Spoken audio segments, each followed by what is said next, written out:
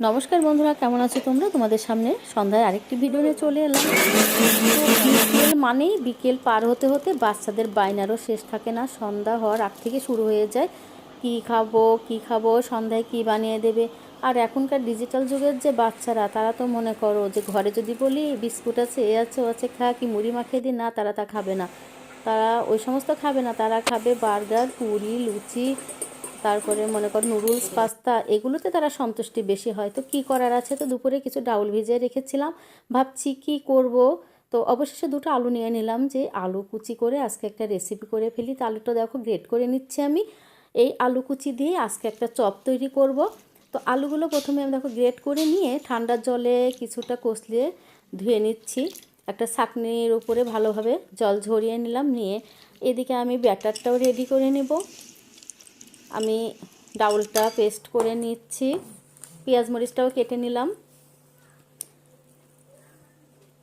সঙ্গে আমি কুচি আলুগুলো দিয়ে পেঁয়াজ কাঁচামরিচ দিয়ে দিলাম, সঙ্গে একটু ধনিয়া গুঁড়োর সঙ্গে আমি একটু গরম মশলা গুঁড়ো দিয়ে দিয়েছি। দিয়ে ব্যাটারটা ভালো করে তৈরি করে নিচ্ছি।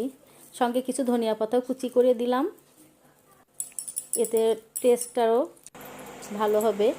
আর এদিকে একটা প্যানে তেল গরম করতে দিলাম, তেলটা বেশ সুন্দরভাবে গরম হয়ে গেছে। সেই সময় আমি একটা একটা করে চপগুলো দিয়ে দিচ্ছি গোল গোল শেপ করে।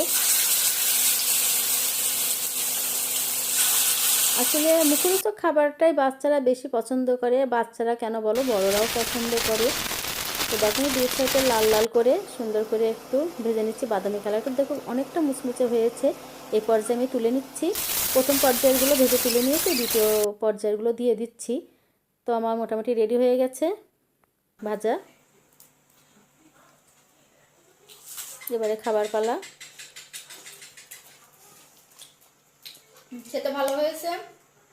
তো বন্ধুরা, ভিডিওটা কেমন লেগেছে কমেন্টে জানিও। তো এই আলু কুচি করে চপ রেসিপি করে দেখো, খুবই ভালো লাগে খেতে। তো দেখা হচ্ছে পরবর্তী ভিডিওতে। যদি ভালো লাগে আমার ভিডিওটা, আমাকে সাপোর্ট করে পাশে থেকো।